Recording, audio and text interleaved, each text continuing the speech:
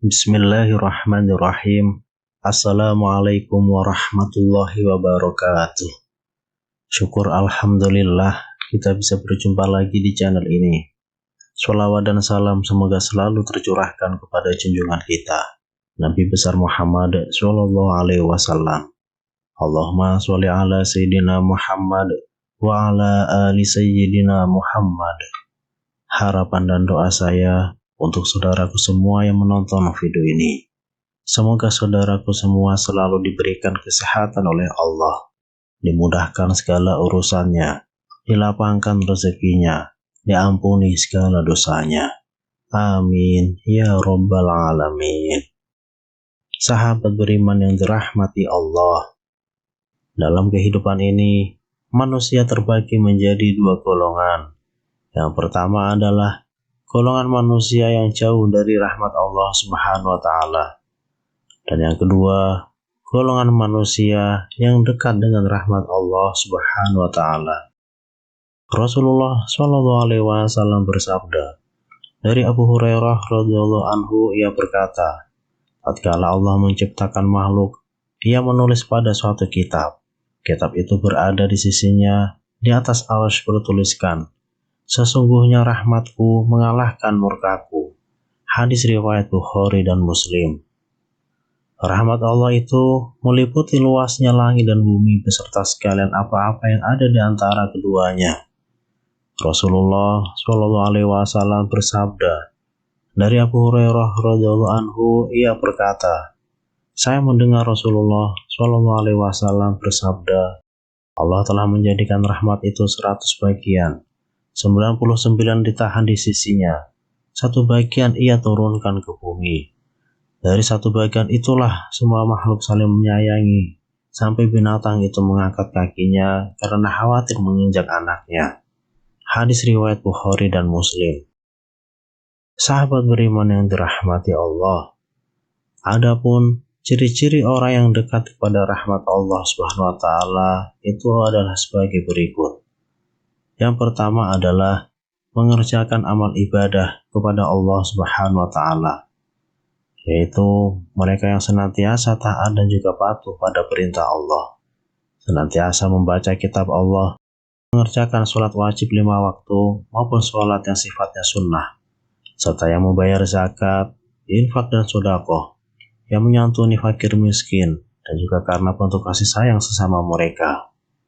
Allah SWT berfirman, sesungguhnya orang-orang yang selalu membaca kitab Allah atau Al-Quran dan melaksanakan sholat dan menginfakkan sebagian rezeki yang kami anugerahkan kepadanya dengan diam-diam dan terang-terangan, mereka itu mengharapkan perdagangan yang tidak akan rugi, agar Allah menyempurnakan pahalanya kepada mereka dan menambah karunia-Nya.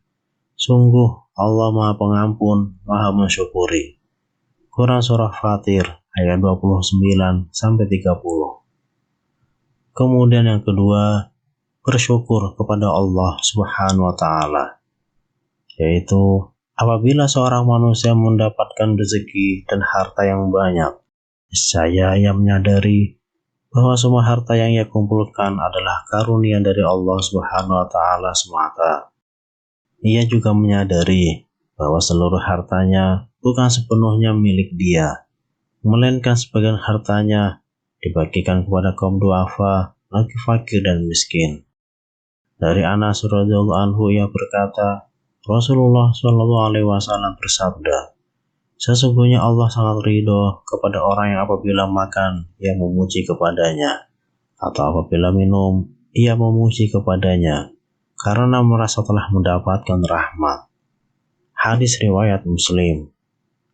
Allah Subhanahu wa Ta'ala berfirman, dan demikianlah kami telah menguji sebagian mereka orang yang kaya dengan sebagian yang lain, yaitu orang yang miskin, agar mereka orang yang kaya itu berkata, orang-orang semacam inikah di antara kita yang diberi anugerah oleh Allah? Allah berfirman, tidakkah Allah lebih mengetahui tentang mereka yang bersyukur kepadanya? Quran Surah Al-An'am ayat 53. Dalam proses perjalanan mencari rezeki, apabila ia peroleh rezeki yang baik dari Allah, ia senantiasa bersyukur sepenuhnya atas segala karunia dan rahmat dari Allah. Tetapi, apabila ia tidak memperoleh rezeki sesuai yang diharapkan, ia tetap bersyukur kepada Allah agar Allah memberikan rahmat dan karunia-Nya pada hari yang lain. Allah SWT berfirman, Allah melapangkan rezeki bagi siapa yang Dia kehendaki dan membatasi bagi siapa yang Dia kehendaki. Mereka bergembira dengan kehidupan dunia, padahal kehidupan dunia hanyalah kesenangan yang sedikit dibanding kehidupan akhirat. Quran Surah Ar-Ra'd ayat 26.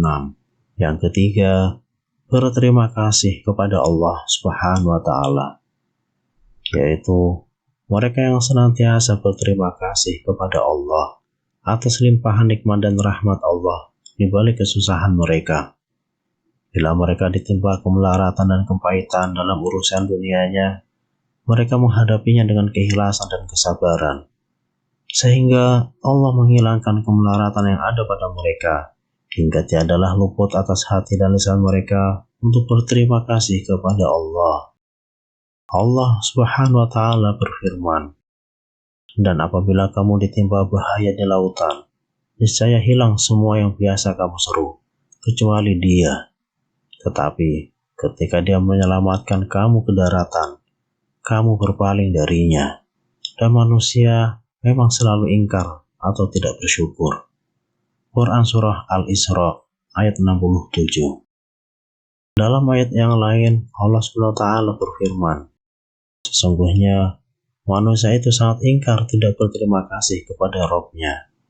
Quran Surah Al-Adiyat ayat 6. Lalu yang keempat adalah cinta kepada Allah Subhanahu wa Ta'ala.